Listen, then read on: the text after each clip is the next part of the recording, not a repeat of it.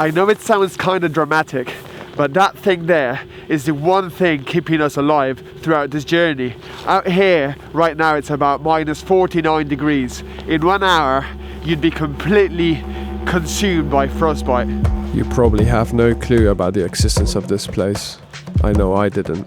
The world is vast and still holds many secrets, especially when talking about one of the most uninhabitable places in the world. Winter temperatures here can apparently drop to minus 70 degrees Celsius. Was coming here something I had planned, or some kind of bucket list location? Fuck no. I kinda ended up here by pure chance, result of the compounding effects of certain decisions. So, in the next few minutes, I'll try to explain what can happen to you if you just start doing the thing. But first, let me take you to the start. December 2022, I was living in a small island in the Atlantic and started a YouTube channel filming what I was up to. 2023 I moved back to my hometown and decided I would make hiking extremely difficult by trying to film it. Some people started to like what I was doing, and it opened a way for me to start making money doing this stuff. 2024 I lost my mind and spent most of my year alone doing the craziest shit I could think of. Having my first near-death experience while spending 9 days alone in the desert. July 2024. My mental health was declining and I had a second near-death experience in Africa. 2025, more people were interested in what I was doing, but I was actually struggling. I rekindled my love for surfing, the one thing I had done my whole life, but had lost my passion for it after many years being extremely average at surf comps, and with it I regained some sense of self. Oh shit. Summer 2025.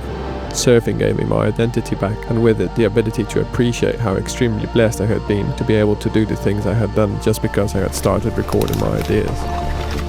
Autumn 2025.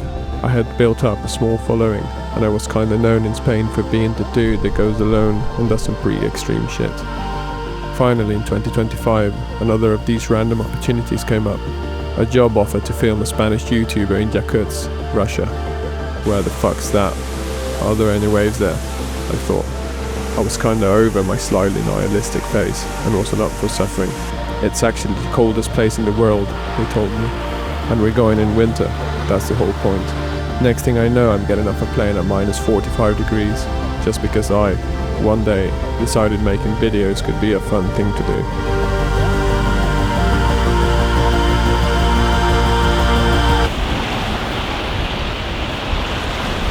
So I have somehow made it to the far east of Russia. It is now minus 43 degrees that feel apparently like minus 56. And I can honestly say I've never experienced something like this in my life. Due to the current situation here, I am basically useless.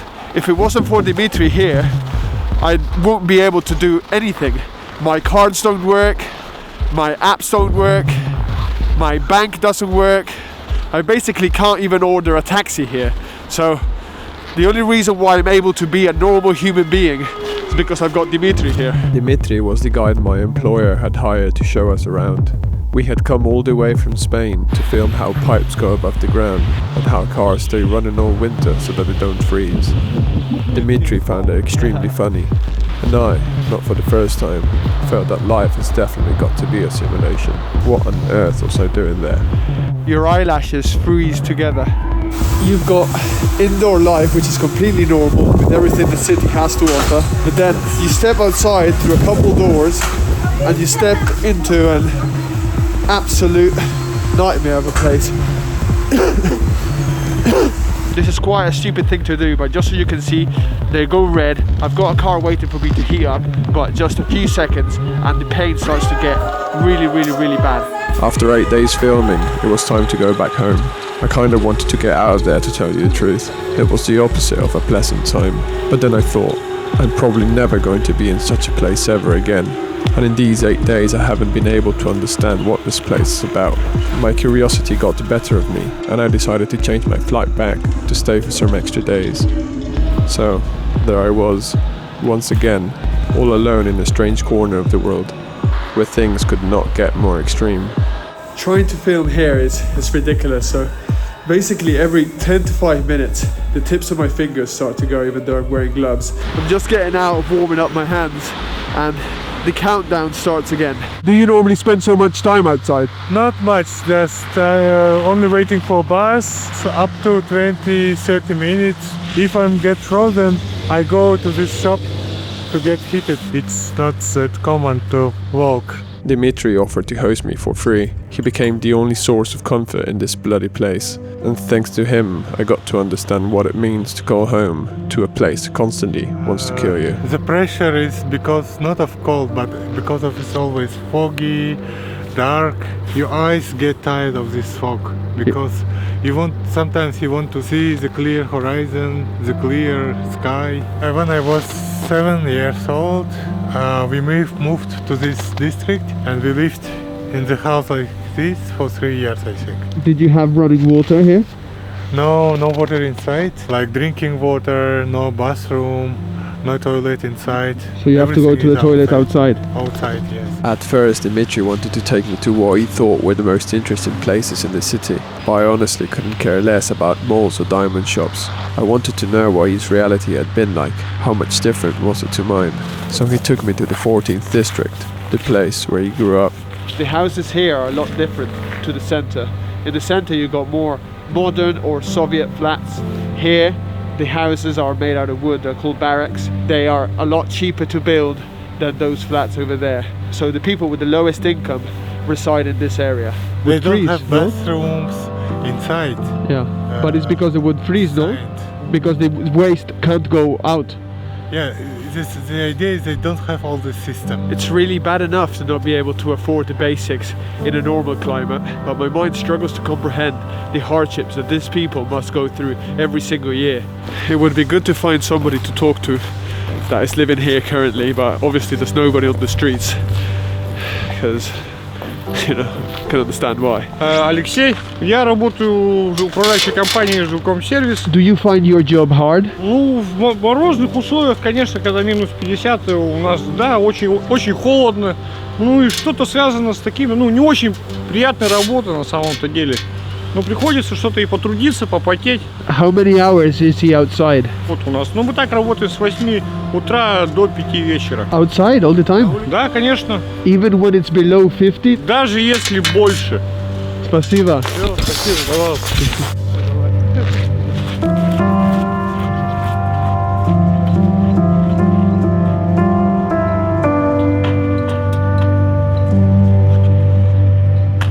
It honestly puts things into perspective. I mean, imagine this is your reality. You just gotta do what you gotta do with the best mindset you possibly can. Вы в 17-м квартале живете? Да, в одном доме. Как здесь жить? Ну, как бы это помягче сказать. Ну, скажем, ниже среднего. Нет горячей воды. Ну, соответственно, нет горячей воды, нет удобств, ни туалет, ничего. Все выносишь все помои, мусор, выходишь в мороз на улицу. Спасибо. Спасибо. Спасибо. Пожалуйста. Спасибо.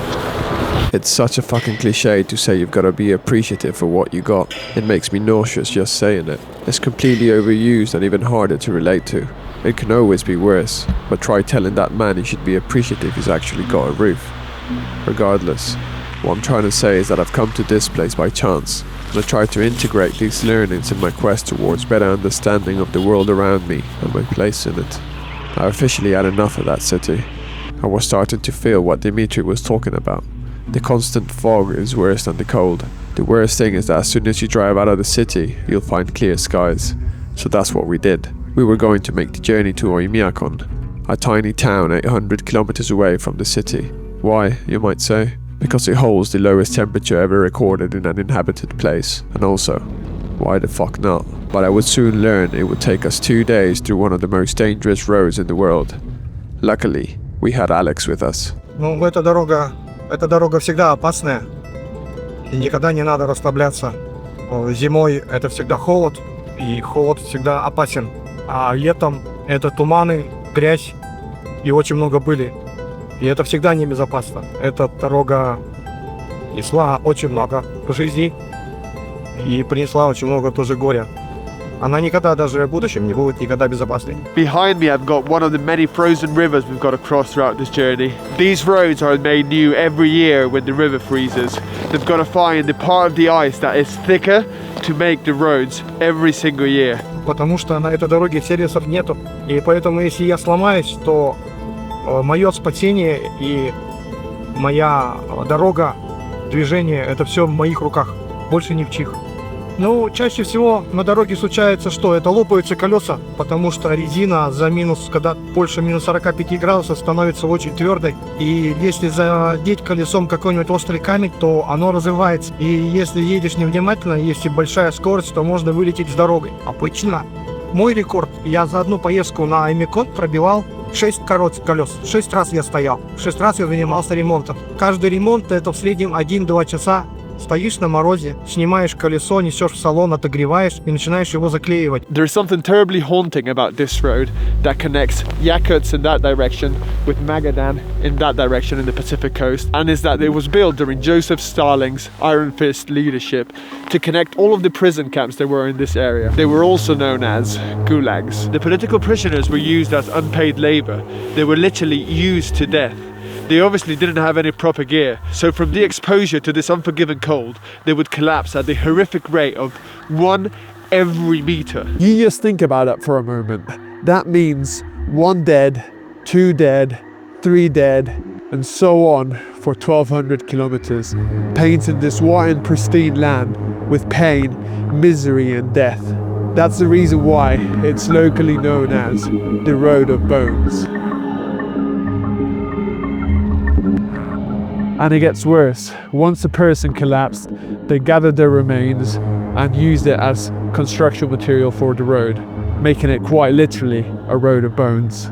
It's quite horrendous to think that for 2 days I was driving over the remains, despair and suffering of over 1 million people. We drove for 2 days and 2 nights, crossing several frozen rivers, a mountain range and an endless ice road through the enormity of the taiga forest, landscapes of surreal beauty and horror. We've got to do about 12 hours of driving today. There's only 4 hours of daylight, and this is the only spot there is in the way that it's kind of like a sort of restaurant or cafe. Here it is. This is the only place to get something warm to drink and eat in 12 hours through fucking nowhere Siberia. Hello? Hello? Hello? Hello? Oh, you little polar bear.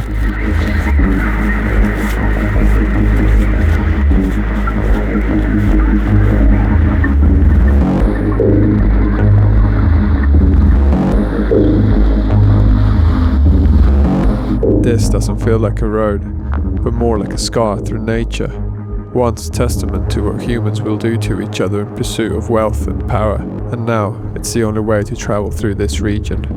After 2 long days, we finally made it to the small town called Oymyakon, in the dark. This is a whole different ballgame compared to Yakutsk. Over there, modern commodities make life more or less bearable once you're inside. But here, life gets a lot harder. There is no running water, as it would freeze, and maintaining a system that keeps it from freezing is too expensive for a town this small. There is no plumbing, and also there is no gas coming into the houses. But the way that they get water in this place is they basically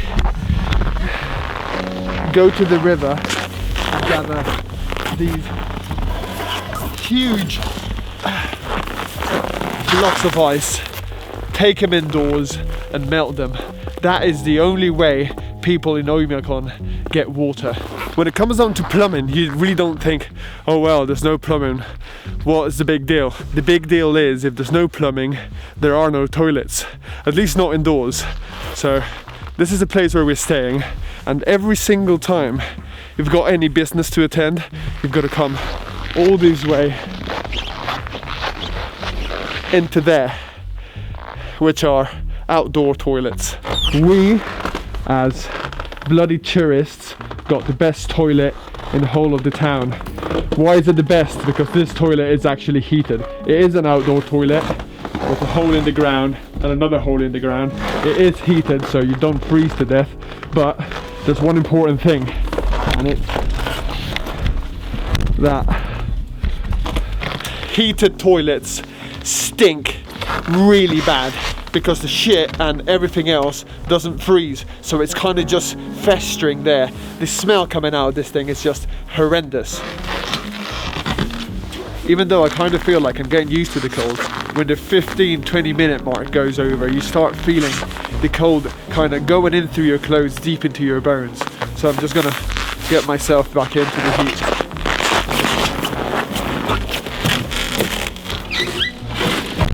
As you come in, this room is about the same temperature than outside. And here they've really got no use for a fridge or a freezer.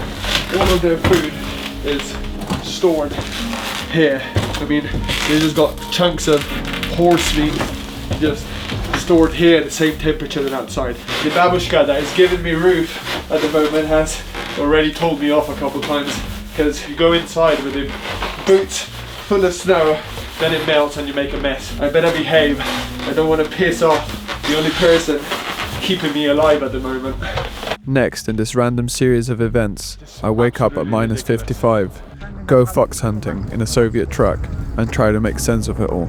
But first, there's something I want to address. The most common message or comment I receive from you guys is some explanation about how these videos make you feel, or that you can just somehow feel them. And I'm honestly incredibly blessed to receive such comments, as evoking a feeling should always be every filmmaker's goal, not having the prettiest shots, the gnarliest story, or the most expensive production. It's not easy to put your finger on what actually creates that magic, but there are certain things that most definitely push the needle in the right direction. By now you probably know I'm a massive fan of music bed. Films have this thing called atmosphere, which is responsible for drawing you in, captivating you, or it can completely put you off and make you stop watching. Music bed are masters at helping us with this. Their curation of songs makes this task, that can often feel overwhelming, a whole lot easier. Me personally, before using MusicBed, I would often find myself thinking that the tracks I was finding weren't up to the standards of my footage. I just couldn't find the right options until I started using MusicBed. This service is honestly as important to me as my camera is, and I kinda cringe at myself for allowing subpar atmospheres to make their way into my work. Every time you opt for good enough, you're missing out on creating something special. You're missing out on potentially making others feel something. This is a complex equation to solve, but reduce the variables, use the best tool for the job. Switch to MusicBed and start your 14-day free trial with my personal link in the description. Today it's even colder. It's down to minus 52, I think, which is absolutely ridiculous. The stillness in this place is something like I've never really experienced. This area is famous because there's hardly any wind ever, and there's no animals around, no people on the streets.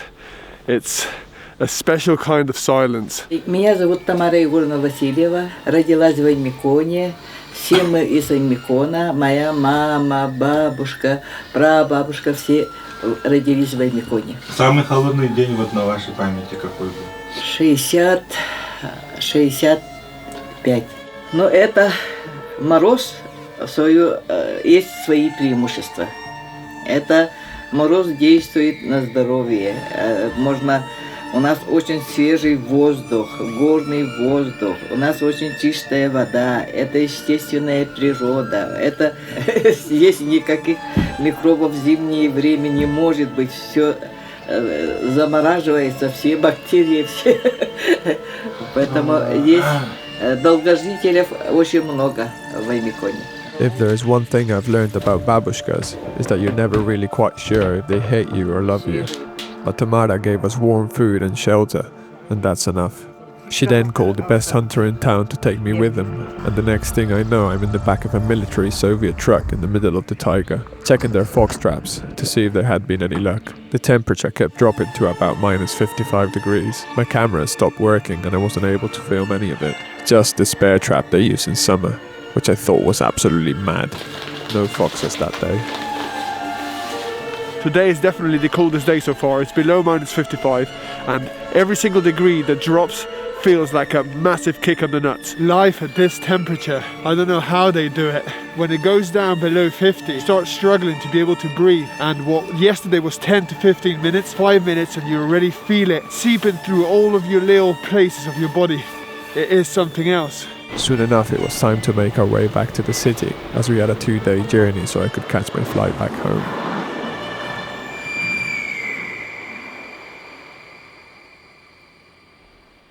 I had spent 15 days in a place I didn't even know existed, let alone ever thought of going. It's not like I had accomplished a dream or anything, but I found it extremely funny I had ended up in that place as a result of my past decisions. Proof that planning and ruminating doesn't really get you anywhere. It also showed me that I didn't really know where I was going, but by doing, things were happening to me, and I'm just trying to figure things out in the process. When we're lost, any direction will do. Standing still will keep us lost. Moving might just take us to a place we didn't even know we wanted to get to. Just do the thing.